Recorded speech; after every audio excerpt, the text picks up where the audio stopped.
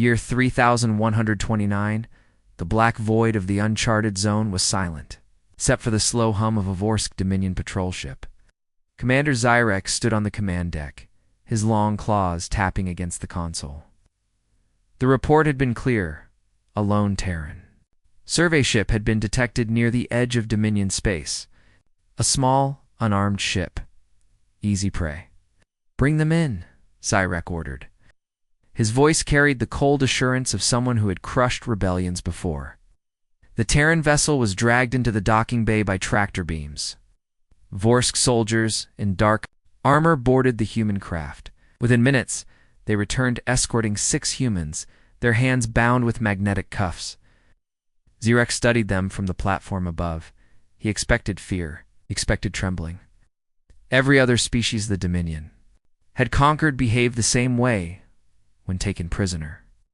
But the humans did not look afraid. One man, tall, with short brown hair and a scar running along his cheek, lifted his head and smiled. Not a desperate smile, not even a mocking one. It was knowing, as if he saw something Zyrek could not. The commander felt a flicker of irritation. "Name?" he demanded. The man did not answer. The humans were marched down the corridor toward the holding cells. They walked in silence, but the scarred man glanced at Zyrek once more before disappearing into the shadows of the detention block. Zyrek shook off the strange feeling and turned to his second-in-command. "Lock them down. Full isolation protocols." That night, the first report came. A guard on the detention level approached Zyrek, his eyes uneasy. "Commander, humans are laughing." Zyrek frowned, laughing. "Yes, sir. Quietly. They have been doing it for hours. It is unsettling." In Vorsk culture, laughter in the face of danger was not bravery. It was madness. It meant the mind had already broken. Zyrek had seen it once during the Kyra rebellion, when a captured insurgent laughed until he died. "Ignore it," Zyrek said, but the sound followed him in his mind long after the guard had left.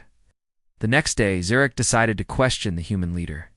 The tall man was silent, but the group's only woman, a human scientist identified as Dr. Elena Ross, watched Zyrek closely as he entered the cell.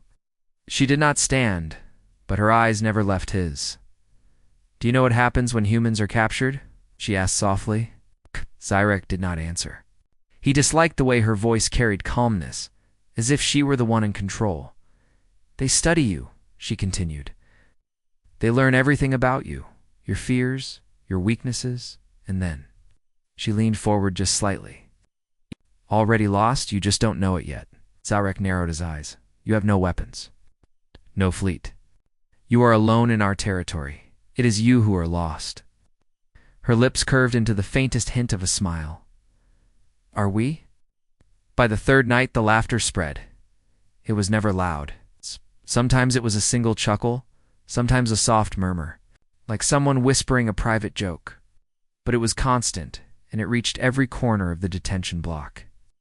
Vorsk soldiers began avoiding the cells unless ordered. Some swore the humans spoke in their sleep, muttering strange words that had no translation. One guard, young newly assigned, told his bunkmate that he had locked eyes with the scarred human man. "It was like he was inside my thoughts," the soldier said, his voice shaking. "Like he could see everything I was afraid of." His bunkmate told him to shut up and go to sleep. By morning, that guard was dead. The body was found slumped against the wall of the corridor outside the cells. There were no wounds, no blood. His weapon was still in his hand. His eyes were wide open, his mouth frozen in a silent scream. The medical officer's report was, strange, the guard's heart had stopped, but there was no physical cause. "It is as if his mind simply shut down," the medic said. Zyrek stood over the body, his claws tightening. "Were the humans involved?"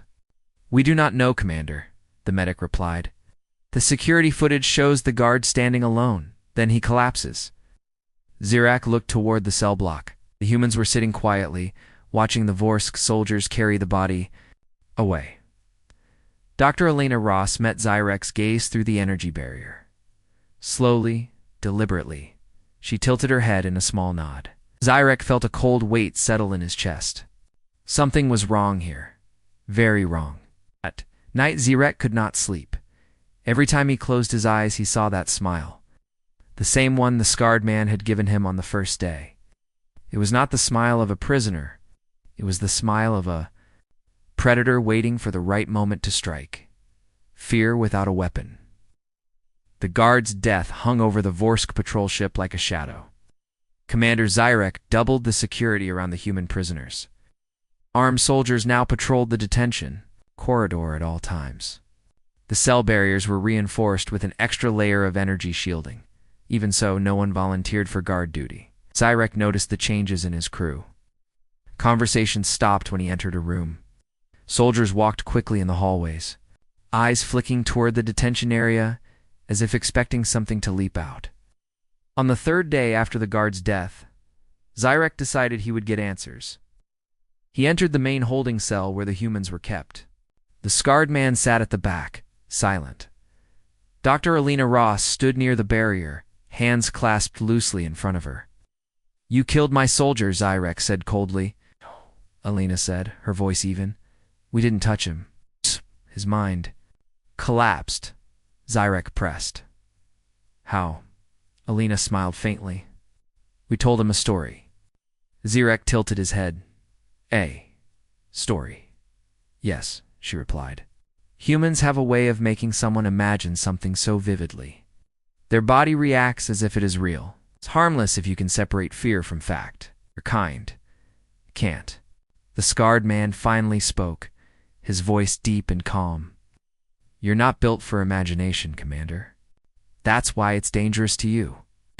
Zyrek took a step closer to the barrier. "You believe words can be a weapon?" Elena's eyes narrowed slightly. "They already are." That night, one of the younger soldiers on watch reported something disturbing they're telling. Stories, he whispered to Zyrek in the command deck. "They talk about things from their home world, creatures that stalk you in the dark. Games where you risk your life for fun. Wars where humans fought, until only one side was breathing." Zyrek waved a hand. "Lies meant to scare you." But the soldier didn't relax. "Commander, I keep thinking about those creatures, even when I'm not near the cells. I dream about them." By the end of the week, more soldiers complained of nightmares. They described visions of being hunted. They said they could feel something watching them when they walked alone. One veteran soldier snapped at his squad mates during a patrol. "Stop breathing so loud," he barked. "You'll draw it to us." When asked what it was, he couldn't explain, only that it had teeth, and it was waiting. Zyrek tried to restore order, but the unease was spreading. The laughter from the cells continued. Sometimes it was just one human chuckling to themselves. Sometimes all six laughed together in perfect unison. Made the soldier's skin crawl. 2 nights later, another incident happened. A guard was stationed near the cells, reading his duty slate to distract himself. Without warning, the scarred man spoke. "Ever heard of Russian roulette?" The guard looked up, frowning. "What is that?" The man smiled. "A game. You put one bullet in a revolver, spin the chamber, press it to your head, and pull the trigger." The guard's crest flattened against his skull. "That's insane." "Maybe," the man said.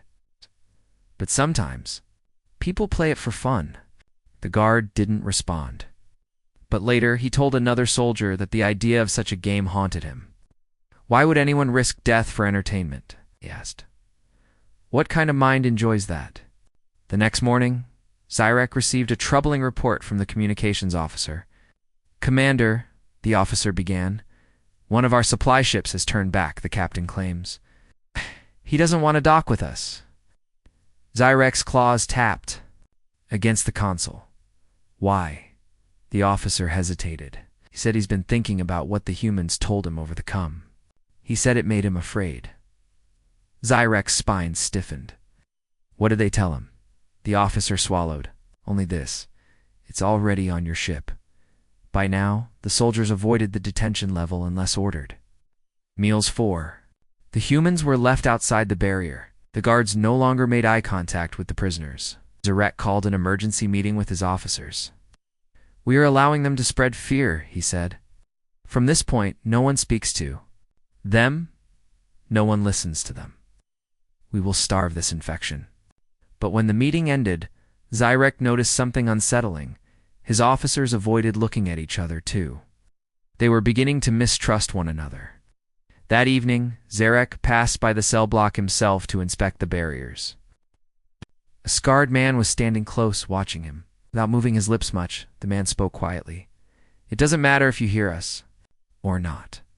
Once the thought is there, it stays. Us. In his quarters that night, he lay awake, replaying the man's words over and over. And for the first time in his long career, command. 3 days passed.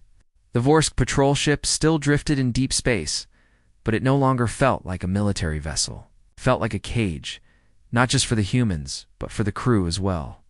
Commander Zyrek noticed it in the way soldiers kept, glancing over their shoulders, in the way conversations stopped when someone walked into the room, in the way no one lingered in the corridors alone.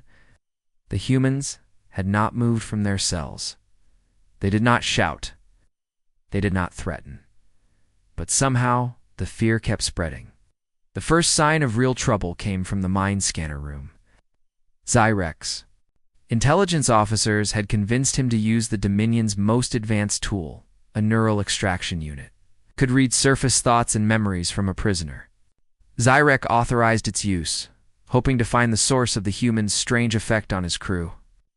The scarred man was chosen as the test subject. Bound in the scanner's chair, he stared at the ceiling while the machine's tendrils lowered toward his head. "Begin," Zyrek ordered. The tendrils touched skin. The machine hummed. Streams of alien symbols filled the monitor. At first, they were ordinary images of planets, faces, battles. But then the readings began to distort, symbols twisted, into patterns that no Vorsk linguist could recognize. The technician's eyes widened. "Commander, the system is picking up concepts we can't translate. Not just words, emotions blended with imagery. It's like they're planting traps in their own thoughts." Before Zyrek could respond, the scanner shut down with a sharp hiss. Smoke rose from its vents. The technician backed away, clutching his head. "Are you injured?" Zyrek barked. The technician's breathing was fast and shallow. "It's in my mind now," he whispered. "Something's in there." The incident shook the crew. Rumors spread that the humans' thoughts could infect anyone who tried to read them. Soon, even the officers began to avoid any task that involved going near the prisoners. But the real disaster came next. A word appeared on the crews. Private message network. Just one word, written in human letters. Paranoia. No one admitted sending it. The humans didn't have access to the network, yet the message appeared in every inbox at the exact same time. When translated, the Vorsk soldiers realized the meaning. A sickness of the mind, where you can't trust anyone, not even yourself. That word became a poison. 2 soldiers in the engine bay refused to work together, each convinced the other had been human-infected. One officer accused his own commander of secretly helping the prisoners. Crew members started avoiding their friends, eating alone, locking their quarters. Even Zyrek wasn't immune. Twice, he caught himself wondering if his second-in-command was speaking to the humans when he wasn't looking. Once, he thought he saw the scarred man standing at the end of a corridor, but when he turned, the hall was empty. On the 7th day, Zyrek returned to the detention block himself. The humans were quiet this time, sitting on the floor in a circle. They didn't even look up when he approached. "Hey, what do you want from us?" Zyrek demanded. Dr. Alina Ross finally raised her eyes. "Nothing," she said. "We've already got what we wanted." Zyrek's jaw tightened. "And what is that?" She tilted her head slightly. "Space in your mind." The scarred man smiled without looking at Zyrek. "You can't fight something that lives in your head, Commander. Even when we leave, we'll still be there." The next morning, 2 soldiers were found dead in the barracks. No wounds, no signs of struggle. The medics said their hearts had simply stopped. Both had been stationed near the cells in the past week. Whispers grew louder. The humans don't need weapons. They can kill with ideas. Zyrek ordered all comes to the prisoners cut completely. No more guards near the cells except automated drones. Food was delivered through mechanical arms, and still, the fear grew. That night, Zyrek dreamed of dark forests and eyes glowing in the shadows. He could hear footsteps behind him, always close, but never visible. When he woke, the sound of footsteps was still in his ears. He didn't sleep again. By now, the infection had spread beyond his ship. A message from the Dominion Fleet Command arrived. Another patrol vessel had abandoned its post after picking up distress calls from a human distress beacon. The crew claimed they were not prepared to deal with Terrans. The High Council wanted an explanation. Zyrek didn't have one. But deep down, he already knew the truth. It wasn't about the humans' numbers. It wasn't about their weapons. It was about their minds and the way they could make your mind turn against you. Turning the knife, Commander Zyrek sat alone in his dimly lit quarters, staring at the flickering lights of the patrol ship's control panels. The unease in the air was thick, almost like a heavy fog.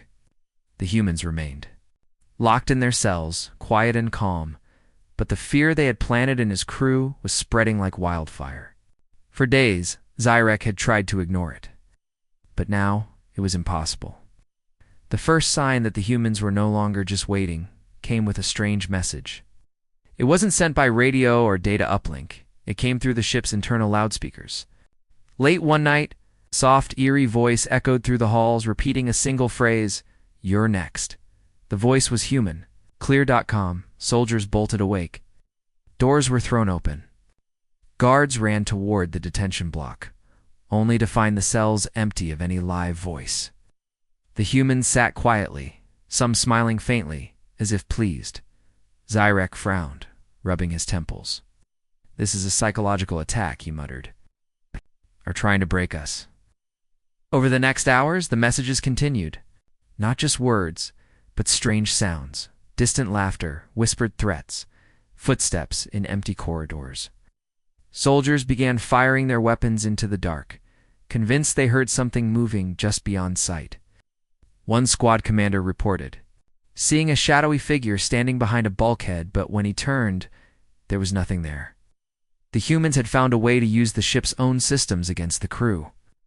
Zyrek ordered the comms teams to investigate, but no source could be found. The voices came from everywhere and nowhere at once. The ship's AI reported no system failures or hacking attempts. The voices seemed to be inside the soldiers' heads. During a security meeting, an officer spoke up with a shaky voice. "Commander, we can't trust anyone anymore. People are accusing each other of collusion. Some soldiers refuse to work with their own teams." Zyrek nodded grimly. "Divide and conquer. That is their weapon now." One evening, Zyrek returned to the cell block for a personal visit. The humans sat silently, as always. "Why are you doing this?" he demanded. The scarred man met his eyes. "Because your mind is the battlefield. You don't need to shoot. We don't need weapons. Just a seed of doubt." Dr. Alina Ross smiled softly. "Fear's the oldest weapon. We only learned to aim it better." Zyrek left the cell block shaken. On his way back to quarters, he overheard two soldiers arguing loudly. "You're one of them," one yelled. "No, you're infected," the other shouted. Zyrek realized the humans had pushed his crew to the edge of madness. Food rations went uneaten. Guards stopped patrolling near the cells. Many soldiers locked themselves in their rooms, refusing to leave. The fear wasn't just mental anymore. It had become physical. In the command center, Zyrek watched the ship's systems carefully. The humans had not fired a single shot. Had not attacked once. And yet the patrol ship was breaking apart from the inside. That night, a final message played through the speakers. "Check behind you." The room fell silent. Zyrek felt eyes on him, but when he turned, nothing was. There, the war was no longer about weapons or ships. It was about the mind, and the humans had already won. The Vorsk patrol ship drifted silently through the empty black of space, but inside, it was chaos. Commander Zyrek watched from the command deck as soldiers moved like ghosts, pale, jittery, eyes wide with fear. The humans remained locked. In their cells, they had not raised a weapon. They had not fired a shot.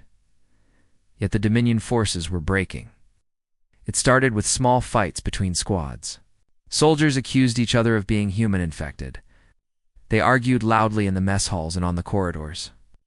One group refused to obey orders, claiming their commander was plotting to help the humans escape. Xyrex struggled to maintain control. But every day the fear grew stronger. The humans' laughter echoed through the ship, soft mocking, like a sound from another world. Sometimes the guards caught the scarred man whispering to himself words no one could understand. "Are they casting spells?" Soldier asked. Nervously, Xyrex shook his head. "No, it's worse. They are using your own mind against you." The breaking point came suddenly. A squad of soldiers stormed the detention block, shouting orders to execute the prisoners immediately. But when they opened the cells, the humans were gone.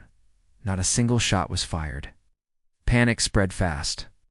Soldiers searched the ship, calling out for the missing prisoners. The only answer was the sound of distant laughter. Some claimed they saw shadows moving in the corners of their eyes. Others said the ship's systems were playing tricks on them. Xyrex tried to rally his troops. "We are soldiers of the Dominion," he shouted. "We will not fall to fear." But his voice sounded hollow even to himself. Outside the ship, the Vorsk Fleet Command sent urgent messages. Entire patrols had abandoned their posts. Fleet captains reported mass psychological collapse. No one wanted to face the Terrans anymore. Back on Xyrex's ship, the remaining crew was unraveling. Food stores were untouched. Equipment was left running without maintenance. Lights flickered in empty rooms. The humans had won without fighting. In his private quarters, Xyrex found a scrap of paper left on his desk. Written in human handwriting was a simple message. "Fear is a seed. We only planted it." Xyrex stared at the words, his claws curling into fists. He understood now. The humans didn't need weapons or ships to win. They just needed the Vorsk to destroy themselves. That night, Xyrex looked out into the endless stars. The humans were quiet now, but the war was far from over. The true battle had moved inside the mind, a place no weapon could reach. The legend of the Terran mind years had passed since Commander Xyrex's patrol ship was lost to the human mind. Now he stood before the Dominion High Council, the largest gathering of alien leaders in decades. His spines twitched nervously as he addressed the room. "We face a new kind of enemy," Xyrex warned. "Not one of ships or weapons, but one of ideas and fear." The council members listened, some skeptical, others quietly uneasy. "They call themselves Terrans," Xyrex continued. "Their minds are unlike any species we have encountered. They do not rely on strength or technology alone. They use their thoughts as weapons." A council elder scoffed. "Stories and fear are old tricks. How can thoughts kill?" Xyrex met his gaze. "Because their thoughts make you kill yourself." He told the council what had happened on his ship, the laughter in the cells, the strange stories, the mind scanner breakdown, paranoia that spread like a disease, and the crew who died without wounds. When he finished, a heavy silence filled the chamber. Some council members laughed, the same quiet laughter the humans had once shown. "It sounds like madness," one said. But Xyrex knew better. The scarred human's words haunted him still. You can't fight something that lives in your head. Back on the edge of Dominion space, Xyrex's ship had long since been forgotten, a ghost in the void.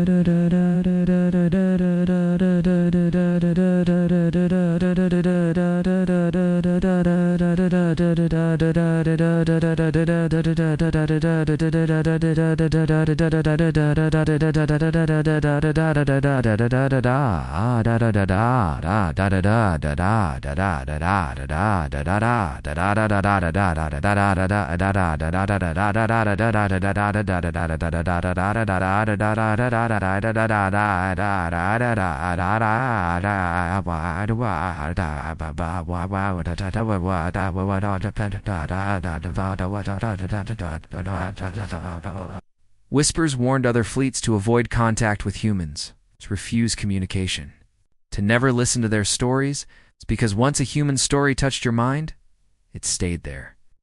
In the final moments of the council meeting, Zyrek looked out the window at the stars. He could almost hear that soft laughter again, echoing through his thoughts.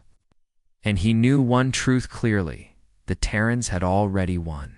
Without firing a single shot,